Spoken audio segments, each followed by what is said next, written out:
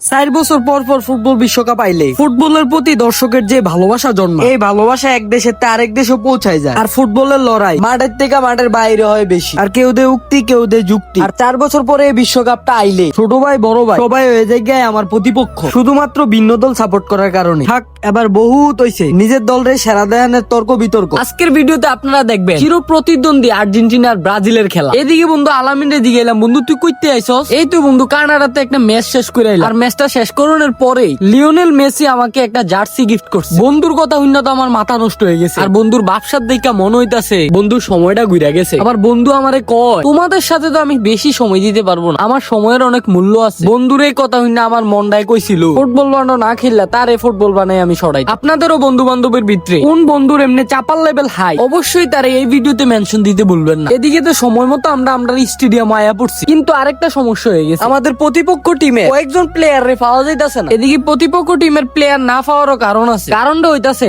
আমরা প্রত্যেকটা প্লেয়ারে হায়ারিং করুন না প্লেয়ার, এর লাগে মনে হয় তারা বাইজে গেছে। এদিকে আবু বক্কর বাইরে জিগাইতাছি, ভাই আপনি কোন পক্ষ? ভাইয়া আমারে কয় আমি কোনো পক্ষ টক্ষ নাই, আমি এনো মুসলমানের দাওয়াত খেয়ে জামাইছি, আমার ফেডে অনেক খিদা লাগছে। পিছন দিয়া বন্ধু শান্ত ইয়া কয়, ভাই আমিও আপনার মতো মুসলমানের দাওয়াত খেয়ে জামাইছি। এইদিকে বন্ধু ফারানের দিকে খেয়াল করে দেখলাম বন্ধু ফারানে ব্রাজিলের গেঞ্জি পরে রয়েছে। তার মানে বন্ধু ফারানও ব্রাজিল করে না। বন্ধু তোর লোকে সম্পর্কটা রাহুন যেত না। আর বন্ধু কথায় কথায় ফাঁসটা দেখায়, এই ফাঁসটার মানে কি তা আপনারা একটু জানা থাকলে আমার একটু জানাই। এখন ফুটবল খেললাম ভালো কথা, যাতে কোনো ব্যথা ট্যাথা না পাই, এর লাগে একটা অ্যাংলেট লাগাইলে। খেলার আগে সাইফুল বেতে কইছিলাম, ভাই আমার একটা অ্যাংলেট দিও। এবার আমারে কয় আমি খাই মাইগা, তোমারে দিমু আইগা। আমি কই ভাই তুমি আমার বড় ভাই না, তোমার ছোট ভাই হিসেবে আমার একটা অ্যাংলেট দাও। এবার আমারে কয় তুমি আমার এখন ছোট ভাই নাই, তুমি আমার প্রতিপক্ষ। আর এবার আমারে কয় আমার অ্যাংলেটটা বলে খুললে এবারে দিয়ে লাইতা। এইদিকে তো মাডো নামা গেলাম। মাডো নামনের পরে নিজের প্রতিভাটা জায়গা উঠল। আর যেই স্কিল দেখাইতাছি, এই স্কিল দেখানোর পরে মাঠের কর্তৃপক্ষ কয়, ভাই আপনি দয়া করে মাঠের তুইটা। মাঠের কর্তৃপক্ষ তো আর জানে না আমি নেইমার মেসি রোনালদোর লোকে খেললেছি। এদিকে আমরা সবাই গোল মিটিং করে কইতাছি, ভাই এটা মান সম্মানের খেলা, যদি আমরা হাইরা যাই এন থেকে বাইজে যেতাম না ভাই। সবাই মান সম্মানের বয়ে একটু ভালো করে খেললো ভাই। এদিকে ইব্রাহিম ভাই কয়, ভালো খেলতে যায় যদি বিপক্ষে টিমে কয়েকজনের ফাও বাঙ্গল লাগে তাও করি। অবশেষে ম্যাচটা আমরা জিততে গেলাম। জিতনের পরে তো প্রতিপক্ষ কেউ